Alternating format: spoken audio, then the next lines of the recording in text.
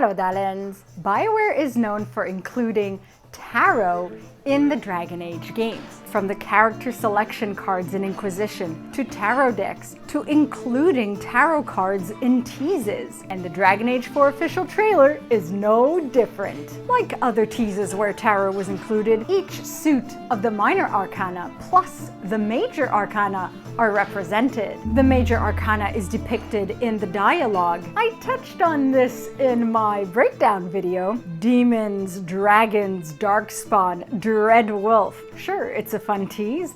4 times D, D4, D8-4. But also, D is the 4th letter of the alphabet, reinforced by the 4th installment of the game. The tarot card 4 is the Emperor. The Dragon Age Inquisition tarot card is Empress Celine, the Orlesian Empire, but any empire. Tevinter Imperium, even the royal lines, Antiva, Starkhaven, the Anderfells, Elvenon, any great empire. The card represents leadership and authority, which we will gain as we gain allies. Responsibility, personal power, and self-mastery, not political power, not perceived power, personal and more hidden, so our enemies don't see us coming. Self-reliance, no faction, we must rely on ourselves. Building projects, endurance and tenacity, essential qualities of a hero saving the world. Protecting what is created. There are so many threats vying to destroy Thedas. We must protect it. Definitely qualities of the new protag. Reverse, the card represents overexertion, which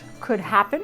Being indecisive. Well, with difficult decisions, what do you expect? Heavy burdens. Solus carries a heavy burden. The first Talon carries a heavy burden. The new protagonist will carry a heavy burden. Even the commanding first warden carries a heavy burden. Heavy challenges. Confrontation, dominance, abuse of power, enemies, or even allies are imperfect. Violence, threat, excessive concern about the future. Well, when the world goes to shit, what do you expect? Danger, etc. When it comes to the Minor Arcana, let's begin with the most obvious, the suit of cups, here represented by the chalice, the golden goblet from which the crow, possibly the first Talon, drinks. There is but one representation of a cup, and a hefty close-up at that. Thus, this depicts the Ace of Cups. The Ace of Cups represents receptivity, passion, openness, love. Oh, I do love me some Delamorte cousins. Happiness and fidelity. So far, qualities we may find in many of our companions. And allies, psychic ability. Lucanus has his sensing ability, sensing magic, and where the veil is thin, positive changes, contentment, renewal, healing. We must heal Thedas. Perfection, tranquility. Well, I'm pretty sure the Delamorte cousins are perfection. Just saying. Etc. The Dragon Age Inquisition tarot card, Ace of Cups, is the Tevinter Imperium. Yes, I know it's a crow drinking from the cup, but we are going to Tevinter all the same. The chalice in the trailer is upright until he drinks from it. Reversed, the card represents despair and depression, upsets, deceit, and manipulation, qualities we may find in our enemies and those who would betray us. Vulnerability, resistance. Well, we will be forming a sort of resistance. The resistance to resist against many threats. Solus, Blights, Dreadwolf, Gillenhane's monsters, whatever else. The suit of swords is depicted by Meredith with her red lyrium sword. The Vint, who I believe might be a Venatori, in the Knight with their knife. And the horned demon whose horns look like a pickaxe. Thus representing 3 swords. The 3 of swords represents absence and separation. Solus is separation and absence from the Inquisitor, from part of himself. Confession. Yes, I believe Solus has Many a confession to make, huh? Revelation, unfinished business, descriptive of the Dragon Age 4 scenario, or aspects of the Dragon Age 4 scenario. Fortitude during a difficult time, descriptive of the scenario or certain aspects of the scenario of Dragon Age 4. Resolving conflict, taking on a new path to something unknown that requires courage.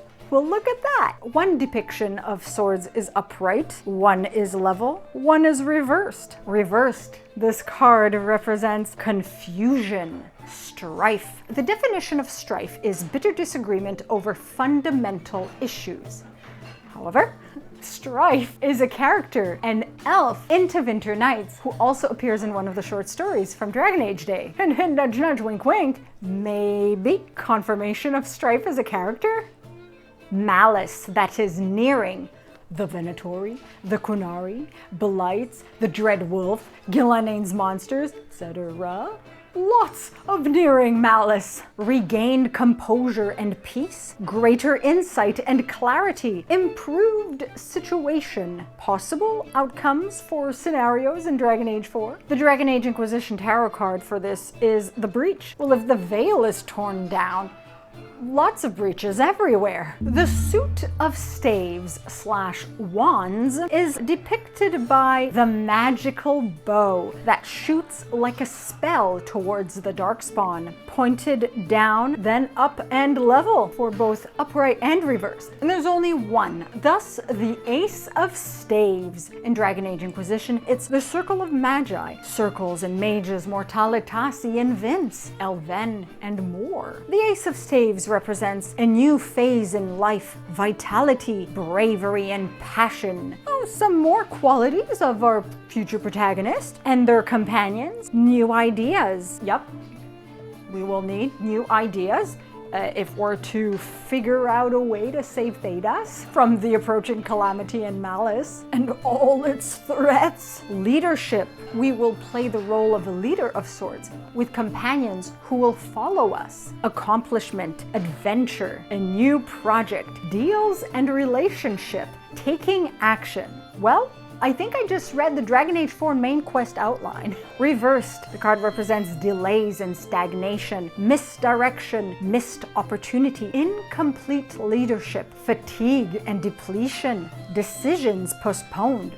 All things that can go wrong if we are unprepared or too hasty. The suit of coins is depicted more covertly. Corypheus's orb, the way it's depicted, looks like a gold coin with a copper center. The sun logo at the beginning and at the end, thus appearing twice, and the crescent-shaped floating castle in Tevinter, resembling the Circle of Magi heraldry symbol. Thus, the Four of Coins, shown level, upright, and reversed. It represents ownership and prosperity, building and budgeting. Well, we will build a resistance, and we don't have infinite funds anymore. Not like the Inquisition may have had. We won't have constant funds coming in necessarily either. Careful spending, laying out foundations, an important skill for us and our allies to have to save and protect the world. Being socially shy, we will have to sneak around, so that's good. Foresight and economy,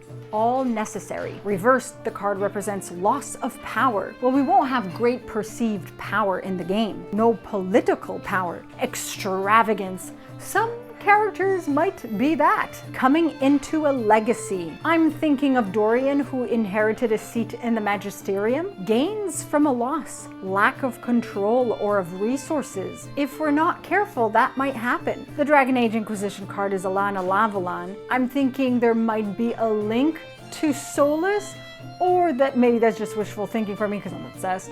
The Emperor, the Ace of Cups, the Three of Swords, the Ace of Staves, the Four of Coins. 5 cards.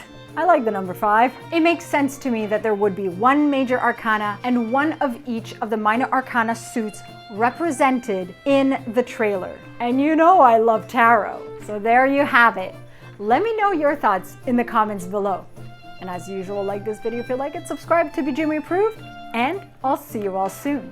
Masaranas. If you're new here and you like my content, be sure to subscribe and hit the bell icon for notifications. Like it if you like it, for the like it if you like it dance. You can also follow my website, binkyproductions.com, where I post everything from all my channels. Exclusive! If you want to support me, consider buying my book, Stardust Destinies 1, Variant Facing, Magic, Dragons, Fantasy, all relevant links below. Thank you so much for your time. Your continued viewership is very much appreciated.